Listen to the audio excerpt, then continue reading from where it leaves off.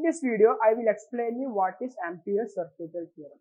The first I'll explain what is application. For certain elements, current carrying conductors in different forms, we need to apply Ampere's circuital theorem to get the magnetic field at a position.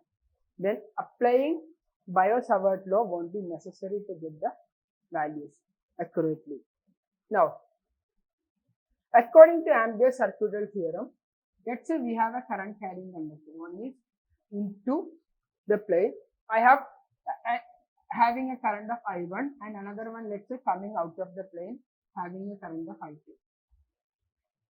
Now, we can draw a loop covering both the conductors. How should be the current? It should be threading onto the plane. So let's say this is the plane, right? How can we thread on a cloth? By inserting through the cloth, right? Similarly, the current should pass through the plane of the loop. Let's say if we have considered the loop in this way, and if the current is passing in this way, then see, it is not threading into the loop. It has to pass through the loop. Through the loop means through the, plane of the loop. This is the plane. Through that it has to pass. Okay. Now with this loop, we are going to find a particular value, that is nothing but tangential component of magnetic field at all the points. Let's say the point net magnetic field is in this direction, B. Say for example. Now B has got two values.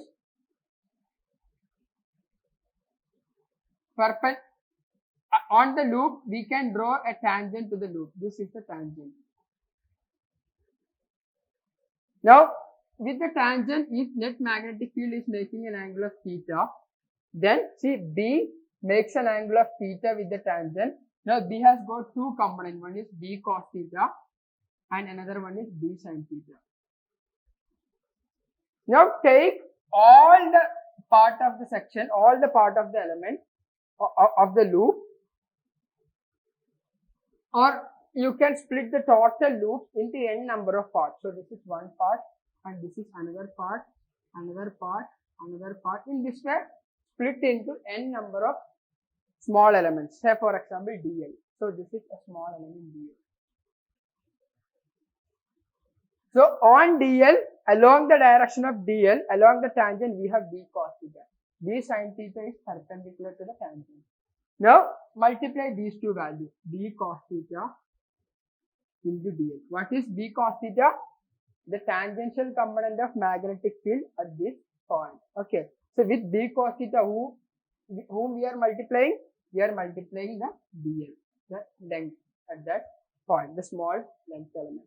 Similarly, we are doing the multiplication here, here, here, here. So over all the points in that loop, we are taking a small element and multiplying. So here dl into b cos theta, dl into b cos theta, and multiplying. Then we are adding. If we are doing so, how can it mathematically represent? Over the closed loop, okay, over the loop, I am multiplying the values, then adding. That is, integration means adding all the values from word to word through all the points in that loop. That is the meaning of this.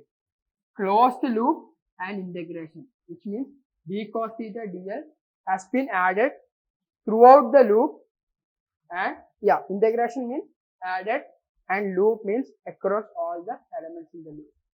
So this is equal to mu0 into the total current enclosed by the Amperian loop. This is the Amperian loop. What is the total current enclosed? I can say that threading, current threading. So I1 goes inside, I2 comes outside. So I can take it as I1 is positive, I2 is negative. So that is I1 minus I2.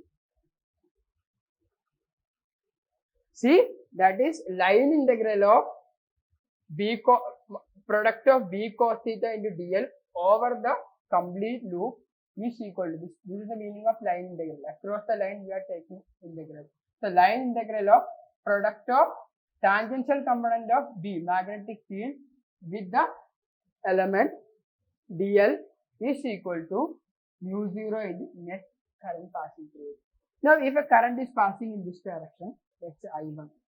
What is the net current passing? This 0, which means I1 enters the loop and the same I1 leaves the loop. So I1 minus I2. What is the total current passing? Either it enters or coming out. So how many current enters? I1 goes inside, I2 comes out. So that is I1 minus I2. Now, if there are some I3 going outside, should I consider it here? No, because I3 is not passing through the Amperian loop. So it has to be through the loop. Through the loop means it has to be threading, has to pass through the loop. Okay, so this is little bit difficult to understand. So just visualize in this way, multiplying in V cos theta tangential component with dl, then adding it, you will be getting that can be equated with mu0 in the net current passing. What is the net? Should I consider this I4? No, I4 enters, I4 leaves. But I1 only enters. It is leaving to the other side. So that needs not to be considered. Or you can use the concept of threading. Does the thread pass through this? No. The point, okay, that is not passing through the plane, right? Only I1 and I2 pass. Here in this case, that will not pass because that is along the plane. Along the plane, thread goes in this way. It has to be in this way or in this way. Okay, cool. Now, so this is the explanation. So I'm going to take a general case where I1 is the current passing through it. Okay, so the value will be, so B dl cos theta can be written as B dot dl. Okay, so now closed integral of this is equal to mu0 into I. So in this case, current is passing through the circuit, through the Amperian loop, passing, threading into the Amperian loop. So this is the explanation. So for Amperian loop, so we will take a general case.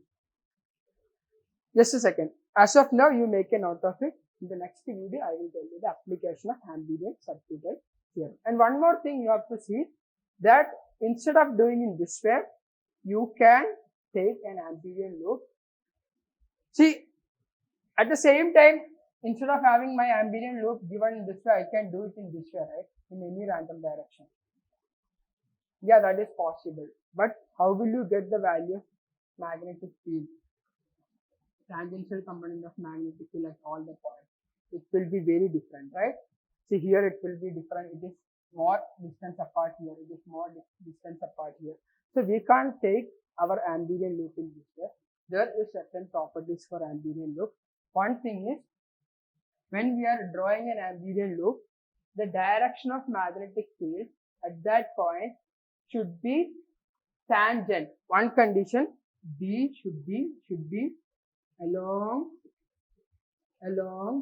the tangent of the loop. So here in this case, my B, see, this is, I mean, a general case where we have defined in this way. So I will take a new example here. Into the plane, and this is the Amperian loop. Can I consider Amperian loop in this way? Yes. How? Because here I know when current is passing, magnetic field will be upward. Okay, now the tangent is also in this direction at this point. These are parallel to each other. So B, and this parallel, net B is parallel to the tangent, I can consider Amperian loop in that way.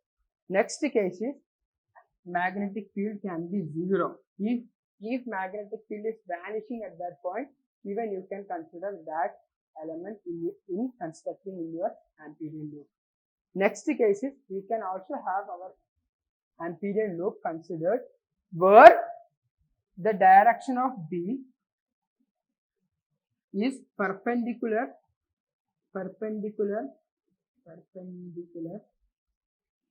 to the tangent of. So direction of B, here in this case it is, direction of B is along the tangent of the loop. You can, we will do some certain example with this type of construction. So second and third we will do. So B can vanish at that point, even B can be perpendicular to the tangent of the loop. Okay, generally we will be considering this kind of scenario, but certain cases in the question when it comes, we also have to consider scenarios. Okay, thank you.